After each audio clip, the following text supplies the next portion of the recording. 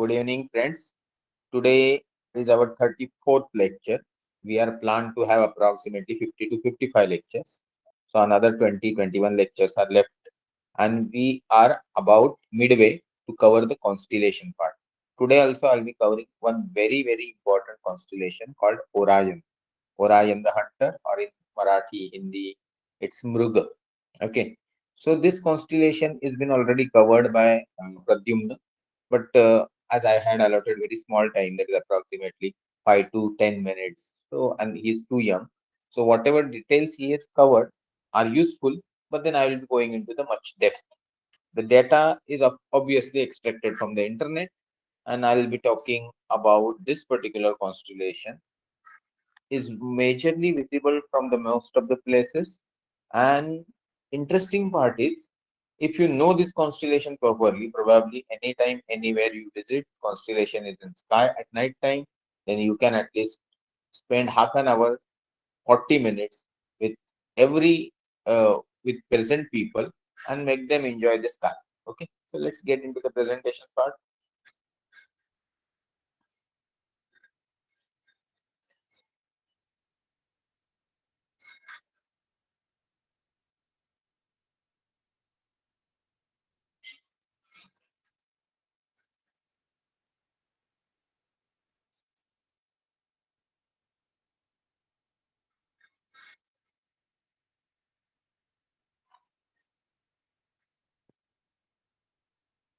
I hope it's visible. In case anybody has any problem, now you all know the discipline part. So you can just switch on your mic and talk to me. Because normally your chat box is not visible to me. I normally take lecture from the mobile alone. So I hope it's visible and my voice is clearly audible. Considering these things are right, I'll go ahead with the presentation. This is the first slide, this 34th session. This is the acknowledgement that everything is from internet. And this is what we are going to cover. We may go into Canis Major, but probably considering that half an hour will be talking, this Orion will be enough for us to discuss. This is some sort of a revision. You all know that I'm encircling every constellation which is covered by me. Now I know this may not be readable for you, but approximately at least 30, around 30 constellations we have covered. This particular constellation, Lepus, Columba, Iridanius, Taurus, were the last few which we covered. Then this particular thing shows that we covered this violet type or type of arrow, shows that Orion was covered by some student, Leo was covered by some student, probably Avnish Manoe, and this is by Pradyumna Mote, and Pegasus was covered by Piklesar. And I'm not very sure whether I have covered Leo, but you can tell me later date. Orion is not been covered by me. So today we will be going in Orion. This is the Mruga Rashi or Mruga Tarka Samuha. That is what we call in Marathi. This you are well known. And in case you are not clear, I can show you certain things which will make you comfortable about this.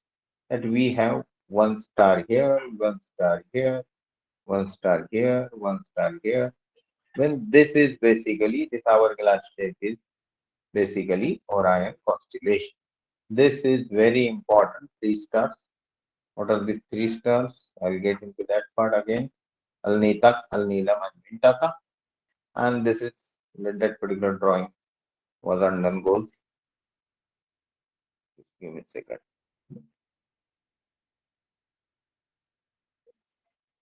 This is Alnitak, Alnilam, Mintaka.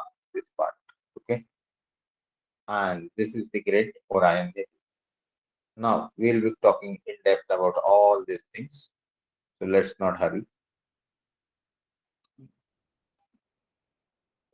This is basically the imaginary shape of the great hunter Orion the hunter. Okay. Here you can see the Betelgeuse is the reddish one, which was shown in the last picture. Adjacent to Betelgeuse, there is a Bellatrix. Upside, there is a Messa. And then bottom side, Rigel and Sag. This is a Orion belt, which is made up of Alnita, Alnilam, and Minta. And then this side, there is shield. Let's not get into this part here. We'll go further. This is what they have imagined. This red star is Betelgeuse. Okay, Kakshi in Marathi. Then here you can see, here the imagination that this particular is a shield part. Now I have to go. Somebody is waiting for permission. Let's see who is that gentleman. मुक्ता पटेल को permission क्यों लगा? Anyways. So we were talking about this particular shield. Then we were talking about this particular sword, this particular belt. This is a head. This is a, and then this is particularly that particular weapon which is raised to fight against that particular bull. Okay, Taurus. So this is that particular imaginary part of the Orion constellation. Now let's get into this. This is the system which has got so many visible stars, and it is visible since so much of period that probably every civilization, every what you can say, sect or a group of people or a particular area of people, those who have seen this had wonderful stories viewed around that particular constellation. So here you can see the numbers going up to the 26. So this is the visibility of the various stars in this particular constellation. Here you can see, as I was reading it, Mesa, then Betelgeuse, Bellatrix, Alnita, Alnilam, Almetaca, Sigma Orionis, then Orion Nebula, then Scythe and Raleigh. And here you can see M78. We'll be seeing those things in much detail. Now this part you all know. So I'll keep this part here and I'll go into the interesting mythologies associated with this particular constellation. But before I go into that, I will read something for you which is in Marathi. Because I personally felt that this type of constellation, all of you are Maharashtrians, so need to be told in bit of Marathi. मृग हा आकाशातील सर्वात आकर्षक आणि महत्वाचा तारका समूह आहे, कारण तो जगाच्या कानाकोपऱ्यातून दिसतो. It's visible from everywhere except some period in which there is a sun in what you can say southern part Antarctica, and this is bit of in southern side. So that time, due to the presence of sun throughout the day, this particular constellation is not visible. आता या तारका समूहात बरेचसे तेजस्वी तारे आहेत. त्यांचा वैशिष्ट्यपूर्ण असा आकार आहे. वैश्विक वृत्ताजवळ ओके म्हणजे सेलेस्टियल इक्वेटर जवळ हा तारका समूह असल्याने तो चटकन नजरेत भरतो. आपण इंग्लिशमध्ये बघणारच आहोत की या तारका समूहाच्या आजूबाजूला वृषभ, मिथुन, शृंगाश्व ओके म्हणजे मोनोसेरस, चषक म्हणजे लेपेस, एरिडेनियस म्हणजे यमुना हे तारका समूह आहे. It's approximately 594 square degree. Okay, खूप जास्त मोठा नाही, पण prominent visibility of every constituent almost. याच्यामुळे हा तारका समूह खूप फेमस आहे. डिसेंबर जानेवारी महिन्यादरम्यान रात्रभर आकाशात दिसतो. Other things in mythology we will cover again when we will cover the English part of it. मी थोडा याच्यासाठी मराठीत जातोय, म्हणजे छोटी पोरं आहेत त्यांना ते इंग्लिश पाठ करावं लागतं. स्पेशली समजा आता आपण बडगुजर म्हणा किंवा प्रद्युम्न म्हणा. So I was thinking I will go bit of Marathi and then extra part in English. I hope I'm clearly audible. And mic standward, mobile standward ठेवून बोलतोय मी. So now let's go into the little finer part. Orion is a prominent constellation located near celestial equator, visible throughout the world, and it's a most conspicuous. मी स्वतः शोधला याचा अर्थ काय आहे, तर तो म्हटलं की इझिली विजिबल. तुम्ही नको माईक ऑन नका करा. ओके, चुकून माईक ऑन होत असेल तर स्टँडवर फोन ठेवायचा. ओके, आणि recognizable constellation in the night sky. It is named after Orion the hunter in a Greek mythology, and its the brightest stars are Rigel, that is Beta Orionis, and Red Betelgeuse, which is Alpha Orionis. Abbreviation याचा ओरी चालतं, genitive ओरिओनिस आहे, आणि symbolism that is the hunter. Right ascension RA is 5 hour, declination is +5 degree, quadrant NQ north quadrant 1, and area is 594 square degree, 26th number biggest constellation out of 88 number constellation. Main stars 7 आहेत. लॅम्पस्टीड आणि बायरच्या मेथडॉलॉजीने 81 आहे.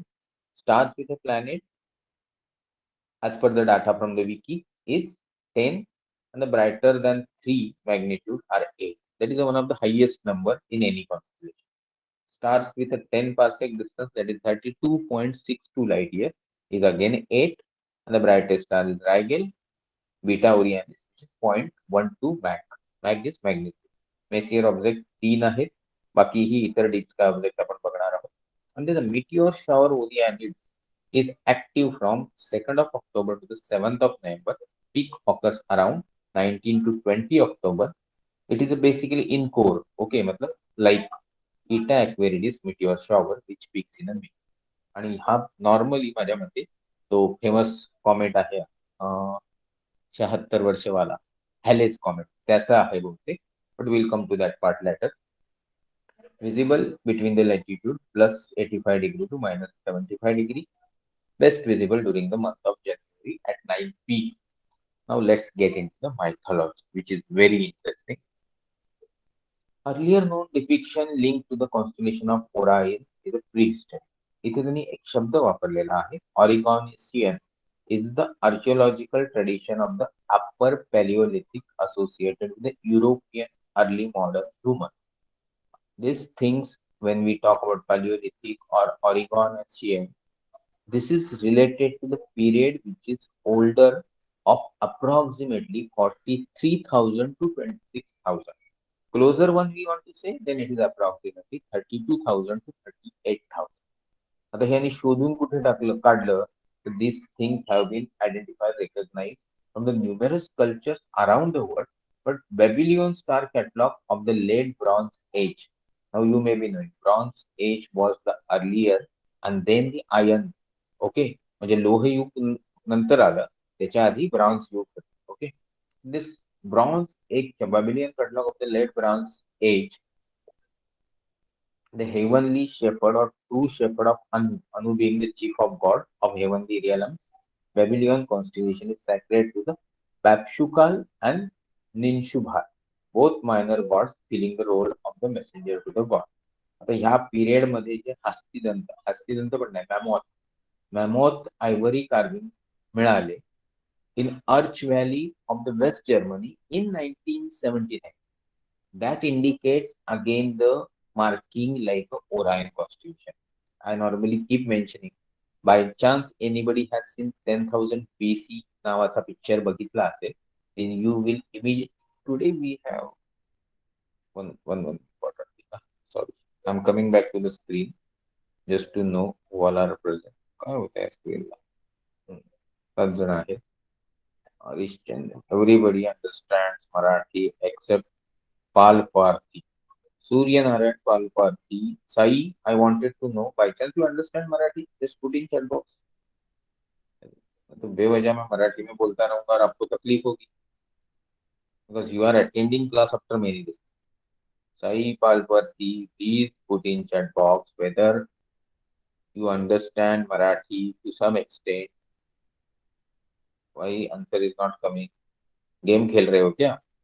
Class चालू करके answer नहीं आएगा तो जाना पड़ेगा स्क्रीन में फिर से प्रेजेंटेशन. बाकी सबको मेरी आवाज ठीक से सुनाई दे रही है? 14 चैट बॉक्स. Yes no. ये आजकल रिस्पॉन्सेज बहुत स्लो हो गए हैं. आप लोगों की गलती नहीं है, नेटवर्क इशू होगा. तो मतलब आप सबको आवाज आ रही है सिर्फ. Sir I did not understand. वो जल्दी जवाब दिया. Okay, no, thank you. I try to do it in English only. Okay, ठीक, थोड़ा मराठी. तो हम बात कर रहे थे कि ये जो सारी कहानी है as far as the Orion constellation understanding by human, okay, और evolving human is concern, then it goes back to the 43,000 years before, or at least 32 to 38,000 years before, which is in some civilizations like Babylon and related evidences of. In ancient Egypt, the stars of Orion were regarded as a god called Sah, because Orion rises before Sirius, the star whose helical rising was the basis for the solar Egyptian calendar. I keep telling you many of the times that this particular course is not to make you aware about the complete astronomy, but it is about making you aware of some terminology. Like I use one word here, helical rising. What is that helical rising? Helical rising means during conjunction, normally sun along with that particular star comes, and then after separation, you are able to see again that star be- before sunrise or after sunset. That particular rising is or setting is called helical rising or helical setting. So this is applicable to one important star called Sirius, dog star. ये जो serious है, इसके basis पे Egyptian calendar का साल का शुरुआत होता है। जैसे हमारा भी चित्रा यानी चैत्र पूर्णिमा या चैत्र अमावस्या से रिलेटेड स्टार्टिंग पॉइंट है हमारे कैलेंडर का, हिंदू नववर्ष का, गुड़ी पड़वा का, वैसा उनका ये है। साहा वॉज क्लोजली लिंक, ये साहा कौन है? Basically the regarded as a god, okay, is closely associated with software. Okay, अब ये सॉफ्टवेयर क्या है? is associated with the goddess whose personified form is a Sirius. The god Sopdu is said to be the son of Saha, and Sopdu Saha is synonymous with Osiris, while Sopdet is syncretized with the Osiris mythological wife. अभी इन सब चीजों में हम जाएंगे नहीं, सिर्फ इतना ही कि पिरामिड के text from 24th and 23rd century BC has got this particular content. The Armenians, अभी हम लोग हर सिविलाइजेशन में देख रहे हैं, जो प्रद्युम्न ने छोटे ड्यूरेशन के कारण कवर नहीं किया था, इसलिए मैं कवर कर रहा हूँ। ये आपको सब याद रखने की जरूरत नहीं, ये सब मैं एग्जाम में भी नहीं पूछूंगा और आपको भी कोई नॉर्मली किसी भी एग्जाम में नहीं पूछेगा। Armenians identified their legendary patriarch and founder Haya with Orion. Hayk is also the name of the Orion constellation in Armenian translation of the Bible. Bible mentions Orion 3 times। अभी यहाँ पे जो content मैं download करके लाया हूँ, उसमें उन्होंने hope for the winter rains, is the maker of the bear and Orion, then Job 38 31 can you loosen the Orion belt, and Amos 5:3 he who made the Pleiades and Orion। ऐसे 3 references इस particular constellation के even Bible में आए हैं। In ancient Aram, the constellation was known as the Nephilia. The Nephilium are said to be the Orion's descent। ऐसे हर constellation, हर civilization जो प्रोमिनेंट है, जैसे ग्रीको रोमन एंटिक्विटी, इसमें Orion was a gigantic supernaturally strong hunter born to Erol, Gorgon, and Poseidon, Neptune, god of the sea। One myth recounts Frega's rage at Orion, who dares to say that he would kill every animal on Earth। The angry goddess tried to dispatch Orion with a scorpion, and this is given as the reason that the constellations of the Scorpius and Orion are never in the sky। तो story ये है जो मैं आपको यहाँ पढ़ाता हूँ, बोल देता हूँ कि ओरायन नाम का एक बहुत महाशूर योद्धा था, बलवान योद्धा था। मैं दुनिया के किसी भी प्राणी को मार सकता हूँ, ऐसा उसको थोड़ा गुरु, मराठी मध्ये ज्याला घमेंड म्हणतात, वो हो गया था। तो ये जो उसका गुरु या उसको जो ज्यादा ईगो प्रॉब्लम हो गई थी, उसको थोड़ा नीचे करने के लिए कोई हेरा नाम की जो गॉडेस थी, उन्होंने स्कॉर्पियन नाम के एक दूसरे क्रिएचर को, उस स्कॉर्पियन तो आपको मालूम ही होगा, तो उसको मारने के लिए छोड़ा। अभी ओरायन ने अपनी जो कही बात थी वो तो सच कर दी कि उसने वृश्चिक यानी स्कॉर्पियन को अपनी गदा के प्रहार से, जो उसके हाथ में मैंने फोटो में अभी थोड़ी देर पहले दिखाई थी, उससे उसने मार तो दिया, पर उसके पहले बिच्छू ने भी अपना काम कर लिया कि उसने ओरायन के पांव को काट दिया। अभी ओरायन के पांव को काटने के बाद ऑब्वियसली बिच्छू के जहर से ओरायन मर गया। आजकल बिच्छू काटने से कोई मरता नहीं है। All credit goes to Mahad के डॉक्टर बावस्कर करके हैं, बाविस्कर, उन्होंने बहुत अपने सिर्फ फंडामेंटल रिसर्च के सहारे बहुत सारी चीजें निकाली। उसमें से एक चीज उन्होंने निकाली है, इसका आउटपुट ये है कि ट्रेजोसिन टैबलेट एग्जिस्ट। ये टैबलेट्स लेने के बाद जो बिच्छू के जहर का डायरेक्ट इफेक्ट हार्ट पे और ब्लड प्रेशर पे होता है, उसको कम करके आदमी को बचाया जा सकता है। नहीं तो पुराने जमाने में अपने कोंकण प्रांत के भी छोटे छोटे जो स्कॉर्पियन है, वो इंसान को ऑलमोस्ट मरने की कतार पे लेके जाते थे या मार ही जाते थे। तो एनीवे, तो ओरायन मरा कि नहीं ये कहानी के उत्तरार्ध यानी सेकंड हाफ में देखेंगे। पर ये दोनों जो एक दूसरे के इतने बड़े शत्रु माने जाते हैं, और इसी कारण आसमान में कभी एक दूसरे का मुंह नहीं देखते। मतलब स्कॉर्पियन जब आसमान में आएगा तो ओरायन सेट हो जाएगा, या ओरायन जब आसमान में रहेगा तो स्कॉर्पियन होराइजन के नीचे। ये कैसे पुराने जमाने में ये सारी कहानियां एक दूसरे से इंटरकनेक्ट करते थे, इसके लिए अपने पूर्वजों के ज्ञान को या सोच को कहीं ना कहीं तो हमको थोड़ा इज्जत देनी होगी। तो that is what I told you about one story. English जो पढ़ रहा था उसी का थोड़ा मैंने एक मराठी ट्रांसलेशन बता दिया। Now going to the next part. Okay, middle east में middle level Muslim astronomy, Orion was known as Al Jabbar, the giant. Orion sixth brightest star, Saif, is named from the Arabic Saif al-Jabbar, meaning the sword of the giant. अभी आप यहाँ देखोगे, ये भाई साहब सैफ यहाँ दिख रहे हैं तो मैं आपको दिखाना चाहूँ। आप सोचिए, मैं एक लाइन मार रहा हूँ, आपको दिखेगी आशा आशा। ये उसका बेल्ट है। ओके, एक्चुअली ये इसकी डैगर। तो ये जो सैफ है, सैफ भाई साहब बहुत नीचे है। ओके, ये यहाँ है सैफ। तो ये उसके तलवार में कैसे है क्या पता नहीं, बट डैगर के तौर पे हमेशा हम इसको बोलते हैं। एनीवेज, तो ये सैफ को उन्होंने Saif Al Jabbar meaning sword of the giant, sword of Orion the hunter. China में अलग ही सब हिसाब किताब है। Orion was one of the 28 lunar mansion xiu, xiu मतलब XIU। It is known as a shen, literally meaning three for the stars of the Orion belt. Of course आपने यहाँ पे देखे ही होंगे, तीन तारे हैं, अलनीतक, अलनीलम एंड मिंटाका।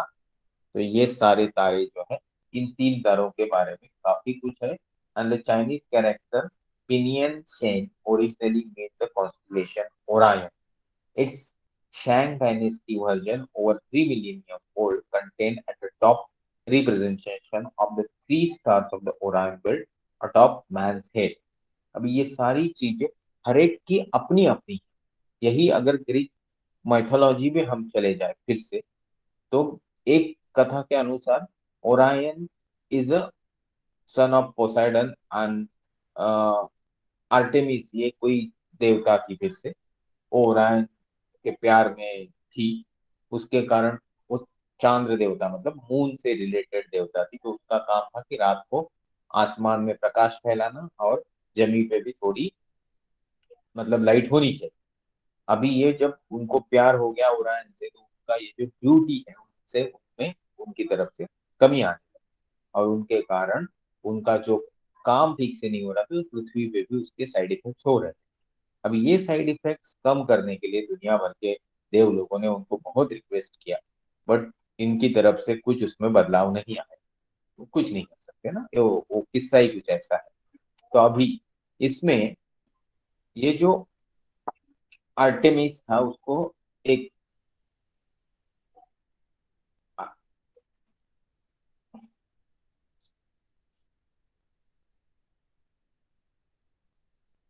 तो ये आर्टेमिस थी, उनका एक भाई था। ऑब्वियसली इट्स अपोलो मतलब सूर्य देव।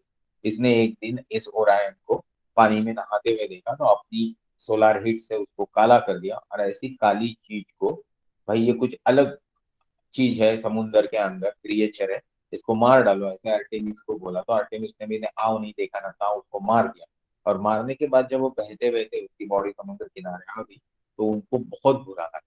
अभी इसमें उन्होंने ड्यूटी फिर से कब ज्वाइन की वो नहीं लिखा है। इम्पोर्टेंट चीज ये है कि भाई इनके ये सब दुखद स्टोरी का अंत ये हुआ कि जो भगवान है उन्होंने इन सबको जगह दे दी आसमान में, और इसी तरीके से ओरायन और बाकी चीजें आसमान में आ गई। अभी चांद भी उसी के कारण, इस इफेक्ट के कारण ठंडा हो गया, और वो ऐसे आसमान में दूसरे का लाइट रिफ्लेक्ट करते घूमने। ये तो स्टोरीज हो गई सब वेस्टर्न चाइनीज और ग्रीक और ये सब फिलोसॉफी की। Now coming to the one of the oldest civilisation, जो हमारी भारतीय संस्कृति है। इस संस्कृति के पहले जो कुछ अंग्रेजी वर्जन है वो देख लेते हैं। Rigveda refers to the Orion constellation as a मृगा। मृगा मतलब मृगा मतलब deer। It is said that two bright stars in the front and two bright stars in the rear, they form the legs of the deer, and inner portion being body and tail, वो सब मैं आपको यहाँ दिखा सकता हूँ। ऐसा पकड़िए कि बिटलग्यूस, बेलाट्रिक्स, सैफ और रैगल एक हिरन की बॉडी है, मैसा उसका सर है, और ये जो ओरायन नेबुला आयोटा ओरियनिस दिखा है वो उसकी पूंछ है। तो ये जो तीन बाण है वो क्या, वो तीन बाण किसी व्याध ने, किसी शिकारी ने, यहाँ व्याध बदल दिया, अभी हम व्याध बोलेंगे Sirius the dog star nearest star to the solar system, visibility की पॉइंट ऑफ व्यू। दूसरे और नमूने हैं, मतलब जैसे कि आपका मित्र है, that is Centaurus, alpha Centauri, Proxima Centauri. But यहाँ इस मामले में 8.7 लाइट ईयर्स की दूरी पे और विजिबिलिटी उसकी काफी अच्छी है, brightest star of the night वो डॉग स्टार है। वो डॉग स्टार यानी वो शिकारी ने, व्याध ने मारा हुआ ये तीन बाण, एक बाण है जो वो तीन स्टार्स से हमको दिख रहा है। That is the story of this particular deer. अभी वन कंपैरेटिव, अभी इसमें उनके बारे में जो बहुत सारी चीजें लिखी है हम उसमें जाएंगे नहीं, क्योंकि ये जो स्टोरी है वो हमको यहाँ लेके आती है कि भारतीय परंपरा यानी कथानुसार प्रजापति यानी ब्रह्मा जी, इनको 27 लड़कियां थी, ओके, जिनकी शादी उन्होंने चंद्रमा से करवा दी। एक बार इन्हीं प्रजापति यानी ब्रह्मा जी को फिर से अपनी ही किसी लड़की के मोह में पड़ गए। तो ये जो गलत हालात है इसको रोकने के लिए, ऑफ कोर्स देव लोग खुद कुछ नहीं करते थे, वो इसको उसको बुलाते थे, तो उन्होंने बुलाया, उन्होंने जो उनका जो टीम लीडर था वो साथ में आए, उन्होंने इस प्रजापति की दुर्बुद्धि को ठिकाने लाने के लिए एक व्याध नाम का दैवी पुरुष बनाया, और इस दैवी पुरुष के हाथ में एक अच्छा वाला तीर, त्रिकांड बाण बोलते हैं उसको मराठी में, वो दे दिया। तो भाई ये व्याध जी ने रोहिणी के पीछे जो लगे हुए मृग रूपी प्रजापति थे उनको त्रिकांड बाण से मारा नहीं, उनको जख्मी किया। ओके, तो ये जो स्टोरी है ये भी अपने हिंदू माइथोलॉजी का एक अहम हिस्सा है।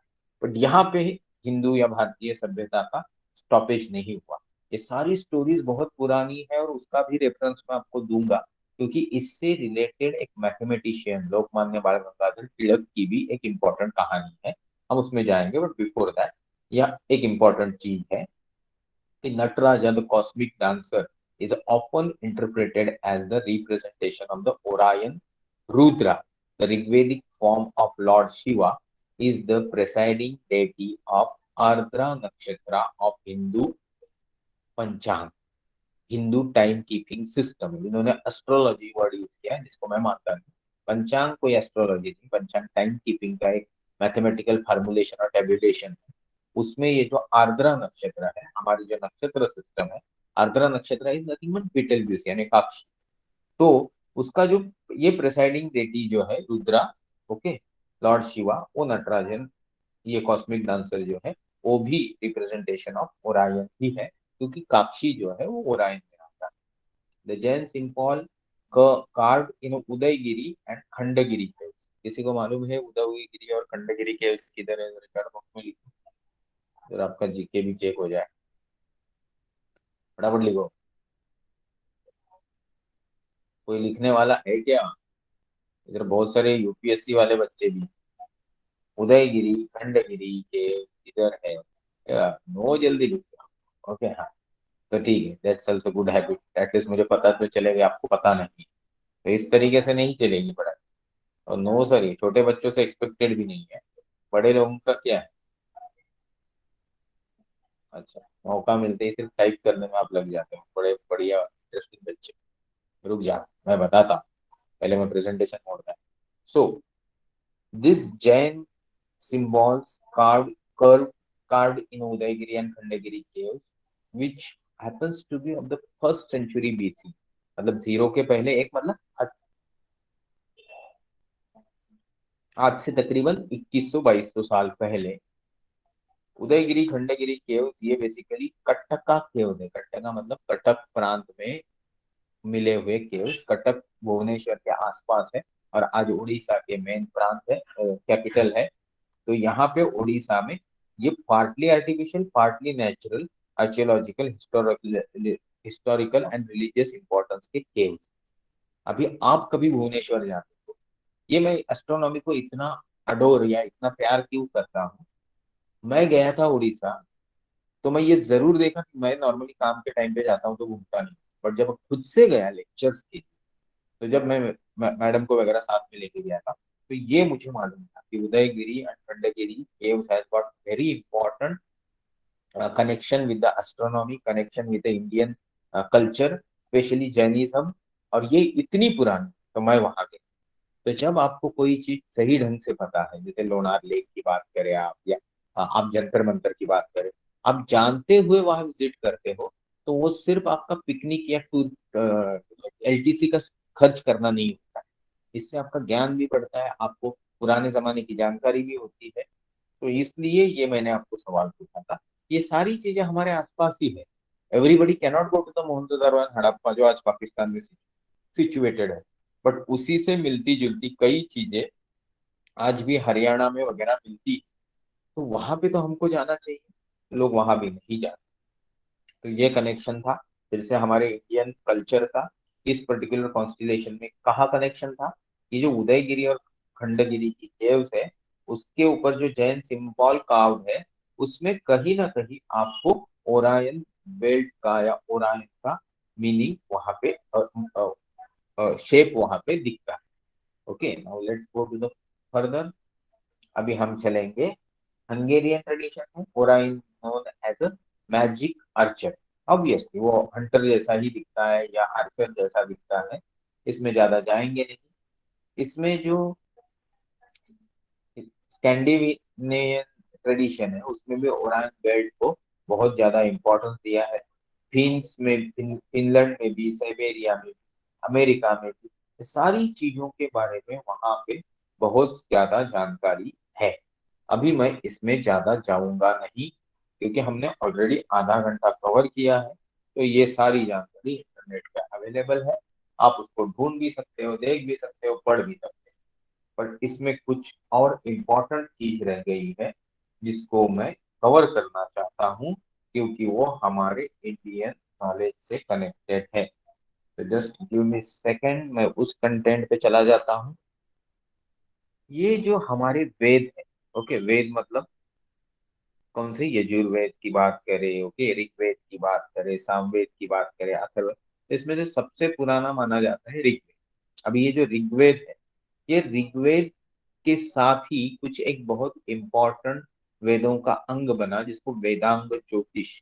अभी ज्योतिष मतलब राशि भविष्य नहीं, ज्योतिष मतलब वही आसमान की ज्योतियों का ज्ञान, जिसमें आपको ग्रह तारों का हिसाब, उनका मूवमेंट, उसके हिसाब से टाइम पीरियड। तो ये कैलकुलेशन में लोकमान्य बाल गंगाधर तिलक, इन्होंने ओरायन कॉन्स्टिलेशन के हिसाब से एक ओरायन नाम का ग्रंथ लिखा, और उसके हिसाब से उन्होंने वेद काल मतलब एग्जैक्टली पीरियड ऑफ वेदास क्या था। अपने यहाँ लोगों को ना एक बड़ा प्रॉब्लम है, लोग राइटिंग में, डॉक्यूमेंट कीपिंग में ना बड़ी शर्म महसूस करते हैं। हमारे कल्चर में वो कोई भी चीज लिख के ठीक से रखेगा ना, क्या मालूम उनको क्या शर्म महसूस होती है। आप कभी भी किसी को बोलो कि भाई डॉक्यूमेंटेशन ठीक रखो, ये ठीक रखो, कब शुरू किया वो लिखो, कब खत्म किया वो लिखो, बीच में क्या किया वो लिखो, तो लोग उसको थोड़ा निगेटिवली लेते हैं।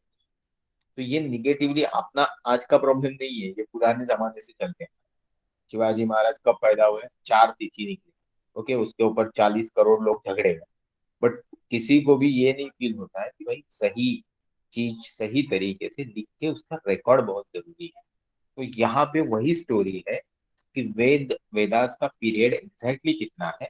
तो नॉर्मली इंटरनेशनल एक्सेप्टेंस ये है कि the maximum it can go up to the 1600 1700 BC, मतलब आज के 2000 साल जीरो तक के, और जीरो के पीछे तकरीबन एक 1600 1700 साल। तो भाई तकरीबन 3500 से 3700 साल, 3700 साल पुराने हैं। बट लोकमान्य बाल गंगाधर तिलक का कहना अलग है। ही सेड दैट वेदों के पीरियड में मृग नक्षत्र को अग्रहायण, मतलब अग्र मतलब शुरुआत, जो सबसे शुरू पहले शुरू होता है, उसको बहुत ज्यादा महत्व है।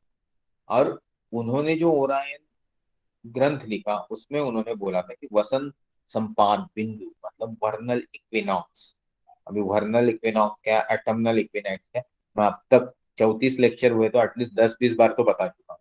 तो ये वर्नल इक्विनॉक्स मतलब भाई हम प्लेन के ऊपर आते ही नीचे चले जाते हैं, बट ये जो 23 डिग्री 23.5 डिग्री का हमारा एक्सिस टर्न हुआ है, इसमें इक्वल डे इक्वल नाइट वाला जो पीरियड है, ओके, उस हिसाब से ये वर्नल और ऑटमनल इक्विनॉक्स होता है। और इस पीरियड के हिसाब से ईसवी सन पूर्व 4500 मतलब 4500 BCE में vernal equinox was in the Orion constellation. तो इसका मतलब सीधा हो गया कि अगर 4500 BCE में ये था और तभी वेदास एग्जिस्ट करते थे, तो 4500 प्लस 1500 से 1800 1900, तिलक जी की मौत 1920 में हुई थी, तो मतलब उसके पहले 20 साल वो जिन्होंने ये सब मेहनत की थी या 30 साल पहले की थी, तो भी पकड़े हम लोग, तो उनका हिसाब ये था कि कम से कम वेदों का शुरुआती पीरियड 6000 साल पुराना है आज से। जबकि मैंने वेस्टर्न फिलोसॉफी के हिसाब से जो आपको बताया उसके हिसाब से 3800। आप बोलोगे अभी 2200 का क्या फर्क पड़ता है? बहुत ज्यादा फर्क पड़ता है, क्योंकि कौन सा प्रदेश, कौन सा समाज, कौन सी सभ्यता, कौन से हद तक mathematically technically knowledge point of view उस जमाने में थी, इससे एक अंदेशा आ जाता है कि वो लोग किस तरीके का रहन सहन व्यवहार करते होंगे एक दूसरे के साथ, ताकि उनको ये सब सोचने का मौका मिले। अभी ये बोलने के लिए बड़े लोग समझ पाएंगे, छोटे बच्चे नहीं समझ पाएंगे, बट उनको वही कहना था कि the Indians were much ahead of time, not only in a behavioral and civilization aspect, but in terms of the understanding of the scientific events, discovering those and the mathematical calculation। वो mathematician थे खुद, तो उनका ये निष्कर्ष था। उसके ऊपर बाकी लोगों ने कितना काम किया मालूम नहीं, बट पुण्यतिथि और जयंती जरूर सेलिब्रेट करेंगे। एनीवे, तो भाई मृगतार का समूह जो है, मृगशीर्ष तार का समूह है, तो इसमें तकरीबन 7 से 15 के बीच में सूरज की एंट्री होती है, और इसी पीरियड में अपने यहाँ बारिश होती है, तो उसको हम बोलते हैं मृगाचा पाउस। तो शुरुआत का मृग नक्षत्र की बारिश बहुत जरूरी है, क्योंकि इसी दरमियान हमारे यहाँ जो राइस की खेती होती है, उसके लिए जो बीज डालना होता है वो काम होता है। तो आप देखेंगे कि 7 से 15 जून के अंदर ठीक से बारिश हुई, और सपोज चावल के खेती का जो इनिशियल सॉइंग है सीड का वो हो पाया, तो उस साल बारिश फसल अच्छी होती। नाउ ये सब हो गया फार्मर्स के लिए। तो फार्मर्स के हिसाब से यहाँ जो आपको दिखाया सामने आपके स्क्रीन पे जो चित्र है, इसको ओरान द ग्रेट हंटर भी नहीं बोलते, उसको मृग नक्षत्र भी नहीं बोलते, उसको बोला जाता है, उसको बोला जाता मृग कॉन्स्टिलेशन या मृग तार का समूह भी नहीं बोलते, उसको बोला जाता है खाटल बासल।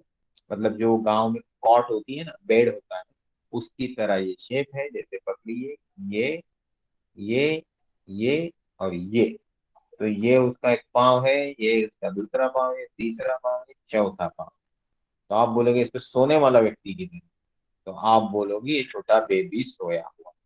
तो आप बोलेंगे छोटे बेबी के बगल में इधर क्या है? तो भाई इधर उसकी दूध की बोतल। तो इस तरीके की चीजें पुराने जमाने में गांव की तरफ अजम्पशन होता था। तो ये मैं सिर्फ आपको इसके लिए दिखाया कि एक कॉन्स्टिलेशन के पीछे मैंने ही 4-5 स्टोरीज बता दी। अब अगर पूरे दुनिया में ढूंढोगे तो एक PhD तो आपको कोई भी आसानी से दे देगा। So anyway, let's not get into those parts. Now we'll go into the bright stars of this particular constellation. तो ब्राइट स्टार आपने देखे ही हैं, बीटलगेस वगैरह, उनकी थोड़ी थ्योरी जान लेते हैं, then will go into the other part. Time कितना हुआ है? Okay, we have sufficient time. तो हम चलते हैं ब्राइट स्टार में। Betelgeuse also designated as the alpha Orionis is the massive M type red super giant star nearing the end of its life. ये बड़ी इंटरेस्टिंग स्टोरी। आपने अब तक जितने फोटो देखे, देखिए यहाँ भी देखिए भाई साहब को लाल दिखाया है, फिर आप पीछे भी जाएंगे तो कहीं ऑरेंज दिखाया होगा, ये देखिए यहाँ पे ऑरेंज दिखा, ऐसे ही दिखता है। ओके, तो ये जो बीटल यूज है, ये मरने की कतार पे है। ओके, अभी it is the second brightest star. क्यों? पहले ब्राइट था बट उसका इंटेंसिटी चेंज होता रहता है, तो भाई आप कभी कभी नंबर वन राइगेल को भी पकड़ सकते हैं। ओके, राइगेल भाई साहब यहाँ आपको दिखेंगे, ये काफी ब्राइट है, ब्लू है। ओके, तो ये डायग्राम को रखते हैं हम लोग या फिर आगे वाली को रखते हैं? ये डायरेक्शन वाले में बाद में जाएंगे, हम इसको रखते हैं। इसको आपको नाम कुछ नीचे, हाँ नाम भी मिलेंगे और जानकारी भी मिलेगी। तो यहाँ पे कि भाई ये है आपका बिटेलग्यूस, जो 23rd ब्राइटेस्ट था 2019 के आसपास of the night sky. This is the most likely occur, अभी इसका सुपरनोवा होने वाला है। होना चाहिए वैसे 400 साल में किसी भी एक गैलेक्सी में एक विजिबल सुपरनोवा होता है, हमारे नसीब में होना चाहिए था। बट बोला गया है कि हो सकता है अभी या फिर 10 या 1 लाख साल के अंदर। और ना ही हम 1 लाख साल जीने वाले, ना ही हम 10,000 साल जीने वाले, ना ही हम 1,000 साल जीने वाले, ना ही हम 100 साल जीने वाले हैं आज से। तो मतलब 10 साल के अंदर हो, 50 साल के अंदर हो तो चांसेस है दिखे, नहीं तो फिर इमेजिनेशन में ही जीना पड़ेगा। नेक्स्ट ब्राइटेस्ट स्टार है बीटा ओरियनिस, दैट इज राइगेल। ये भाई साहब का भी सुपरनोवा होगा बट ये काफी टाइम लगेगा क्योंकि ये अभी इसके मेन स्टेज में चल रहा है। Bellatrix is designated as a gamma Orionis by John Johannes Bayer. 27 brightest star है ये, ब्लू टाइप सुपर जायंट है। और इसका जो है, इसको अमेजन स्टार भी बोला जाता है, फीमेल वॉरियर भी। It is the closest major star in Orion at only 244.6 light year. फिर हम चलेंगे बीच के लाइन पे। ओके सॉरी, बीच के लाइन में है अल्नीता, मिंटा का Alnita. Mintaka is designated as a delta Orionis. Mic बंद रखो। Alnilam is designated as epsilon ओरियनिस।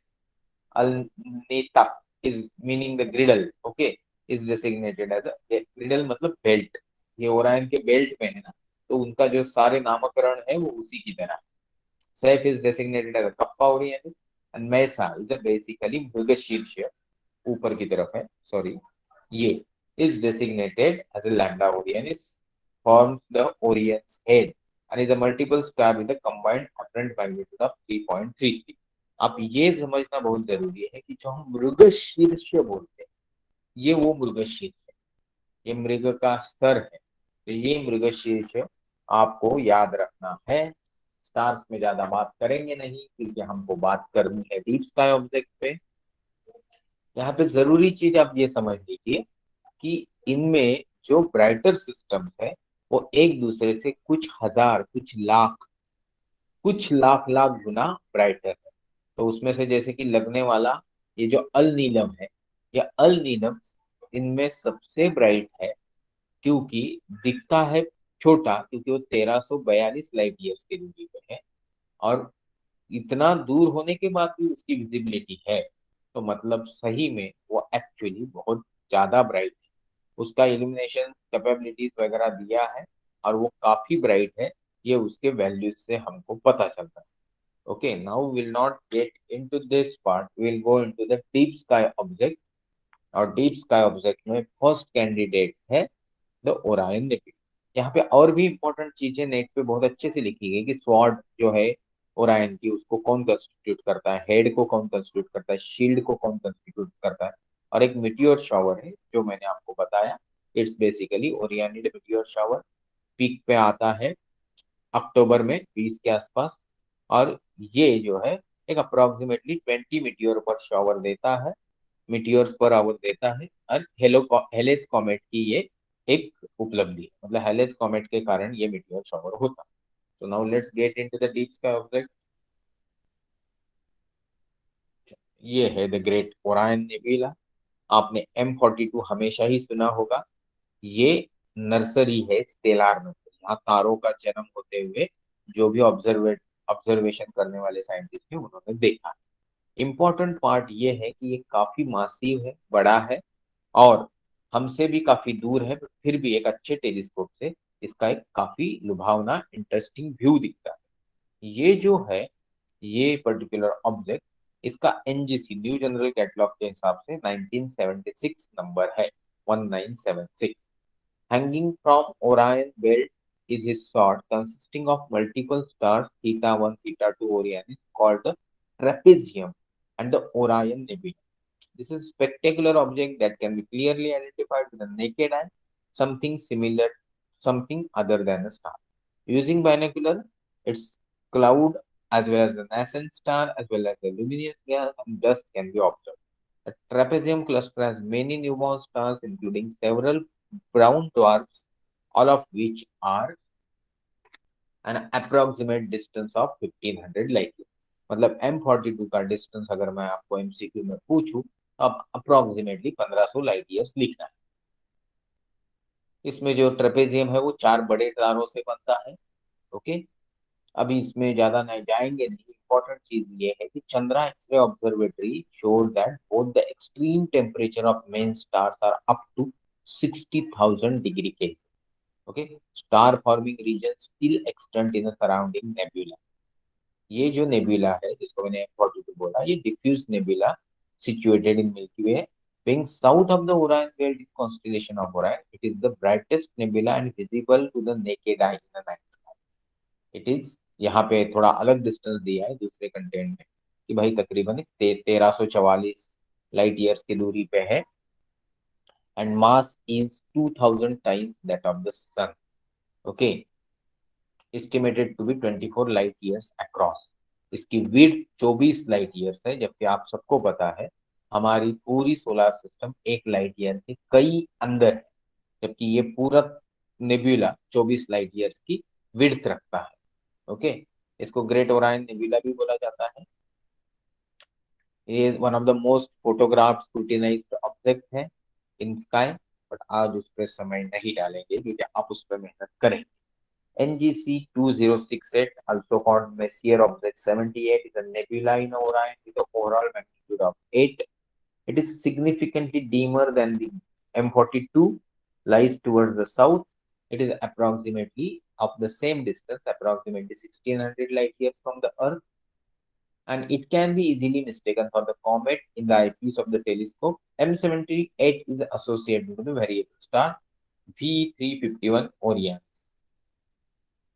It's basically a reflection nebula, मतलब जिसके ऊपर से लाइट रिफ्लेक्ट होके हमको दिखता है, उसका वो लाइट नहीं है खुद का। उसको पेरी मैकेन इन 1780 डिस्कवर किया और चार्ल्स मेसियर ने उसको कैटलॉग किया।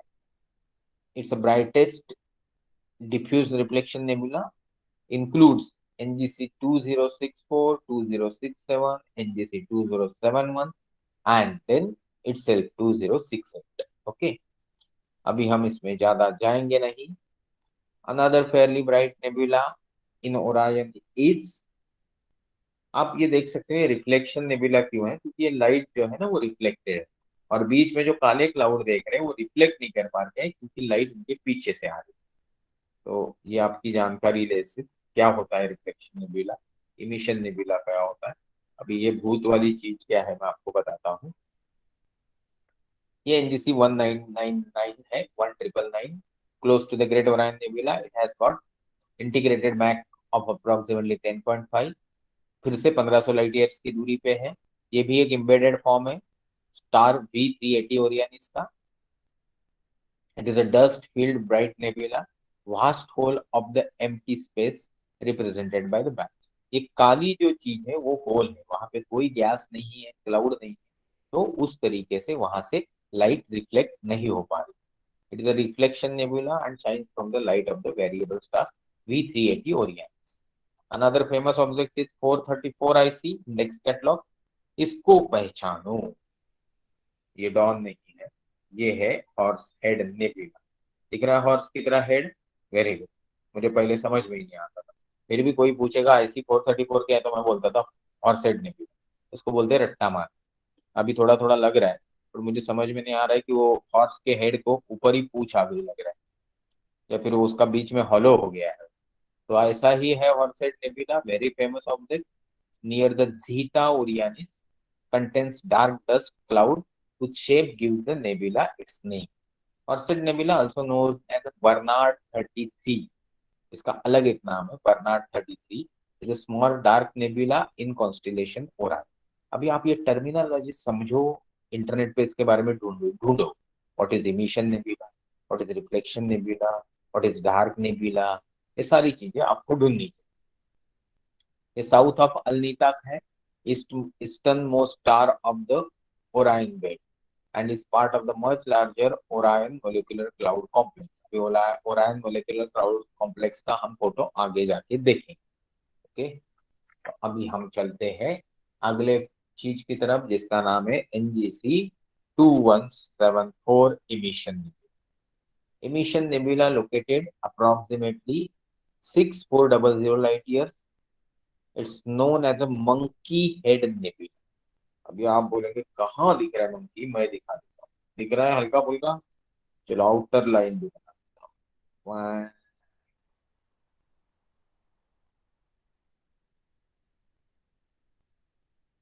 ऐसे अभी आपको नहीं दिख रहा है तो मुझे माफ कर दो, पर मैंने तो ऐसे ही इमेजिन किया। ओके, तो ये है भाई monkey head nebula which is to be actually mission nebula. Name is new general catalogue के हिसाब से 2174।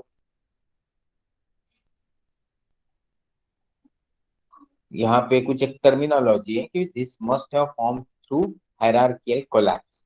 कुछ एक सिक्वेंशियल कोलैप्स हुआ होगा कुछ ऑब्जेक्ट्स का because of the some celestial event, and उसी की वजह से ये नेबुला इस तरीके से बना है जो इमिशन नेबुला है।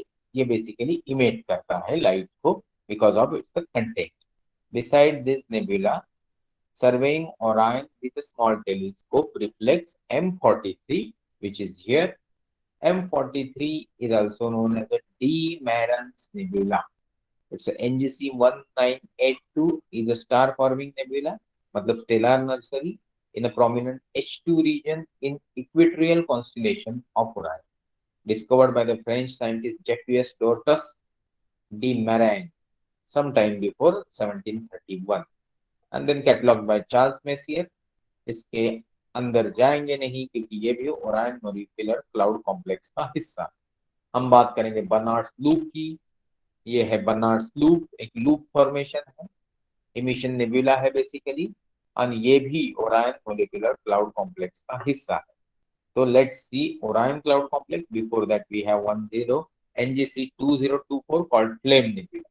ये ज्वाला की तरह दिख रहा है, फ्लेयर की तरह दिख रहा है, इसको इसलिए फ्लेम नेबुला बोला जाता है। And it's again emission nebula in Orion constellation, approximately 900 से 1500 लाइट ईयर की दूरी पे। लास्ट चीज ओरायन मोलिकुलर क्लाउड। ये है ओरायन मोलिकुलर क्लाउड जिसका एक फोटो, दूसरा फोटो डालना मैं भूल गया। तो ये चीज जो है ये ओरायन क्लाउड कॉम्प्लेक्स है। तकरीबन एज है इसका 12 मिलियन ईयर। और यहाँ पे भी स्टार फॉर्मिंग रीजन है, टू जायंट मोलिकुलर क्लाउड आप देख सकते हो यहाँ पे। All these nebulas are part of the large Orion molecular cloud complex which is located again 1500 तकरीबन लाइट ईयर्स की दूरी पे। यहाँ पे हम हमारा कंटेंट वाला पार्ट खत्म करते हैं। अगली बार के लिए बच्चे अपना नाम दे सकते हैं कि कोई कोई कौन सी कॉन्स्टिलेशन बताना चाहता है तो चैट बॉक्स में लिखे। Orion is located on a celestial equator but it will not always be located with the effect of precision। Precision क्या है, परांचन गति क्या है, एक्सिस का मूव होना क्या है, ये मैंने आपको बताया। इसी के बारे में आपको इंटरनेट पे एक एनिमेटेड क्लिप दिखेगी कि 50,000 BC से लेके 50,000 AD तक ओरायंस के स्टार्स जो है कंस्टिट्यूएंट जो कैसे मूव करेंगे। पाई 3 करके जो उसका स्टार है उसका स्पीड एक्सट्रीमली फाइन और ज्यादा दिखता है जब आप ये वीडियो देखते हो या क्लिप देखते हो।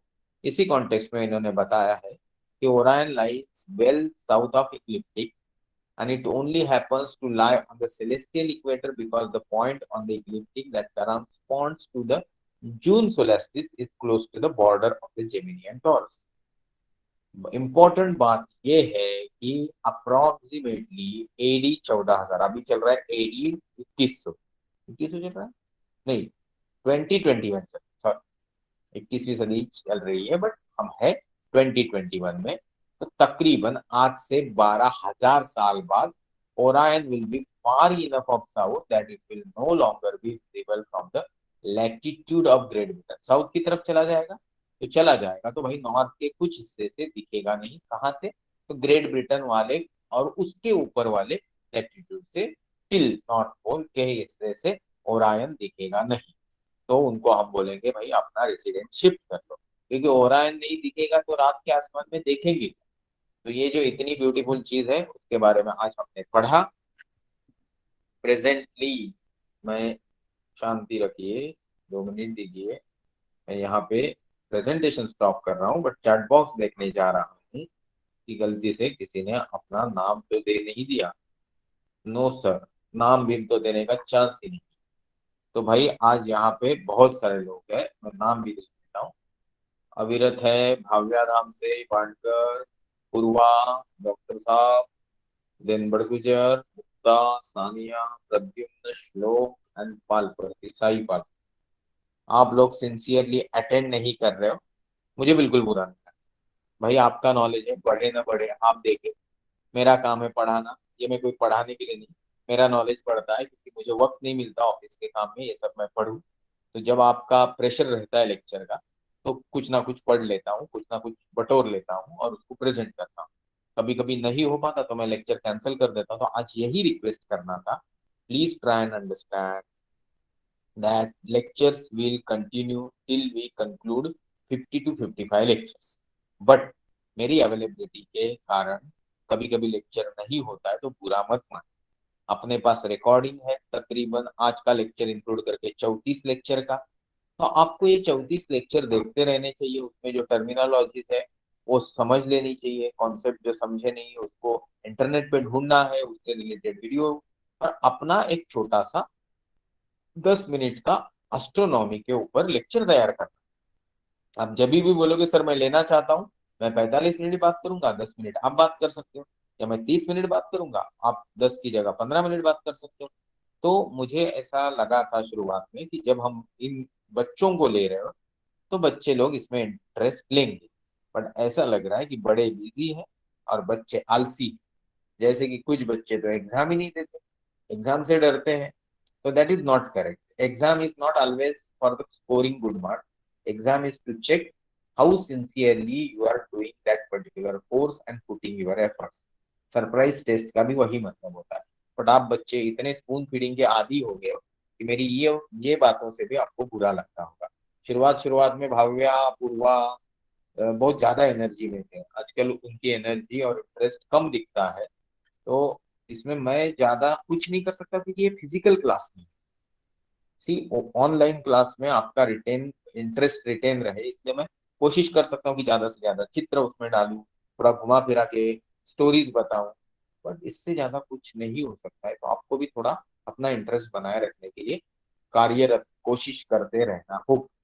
सो पिछली बार का मेरा सांपों के ऊपर का लेक्चर सिर्फ पिकड़े सर ने और कुछ बच्चों ने इक्का दुक्का हिस्सा सुना, ये गलत बात है। आपके लिए ये सब चीजें यूजफुल है, तो आपको ये चीजें सुननी चाहिए। भविष्य में आपका इंटरेस्ट आइडेंटिफाई करने में ये बहुत इंपॉर्टेंट है, क्योंकि आपको जान के हैरानी होगी, आज ही मुझे किसी ने फोटो भेजे, हमारे अणुशक्ति नगर में एक राघवन जी है, सांप आता है किसी के घर में तो उनको पकड़ने में मदद करते हैं।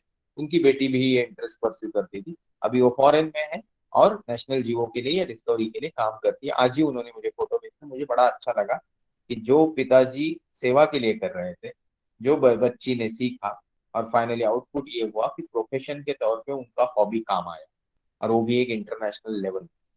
आप सब चाहते हो कि इस तरीके से आपका हॉबी आपका प्रोफेशन बने, तो मेहनत करनी पड़ेगी। सिर्फ शो ऑफ करके नहीं चलेगा कि मुझे एस्ट्रोनॉमी पसंद है, मुझे लेक्चर पसंद है, मुझे ये पसंद है। ये दिखावे की दुनिया से आप जितना जल्दी बाहर आएंगे उतना आपके लिए और दुनिया के लिए अच्छा हो। सो एनीवे, ये सब भाषण के लिए आज का लेक्चर नहीं है, 9:59 हुए हैं, we are 1 minute ahead to stop. So thank you so much, good night, शुभ रात्रि, शब्बा खैर, see you again on next Wednesday in case time permits to prepare the presentation for me. Okay, thank you so much. Good night. You may please leave the class. Thank you, sir. Please leave the class.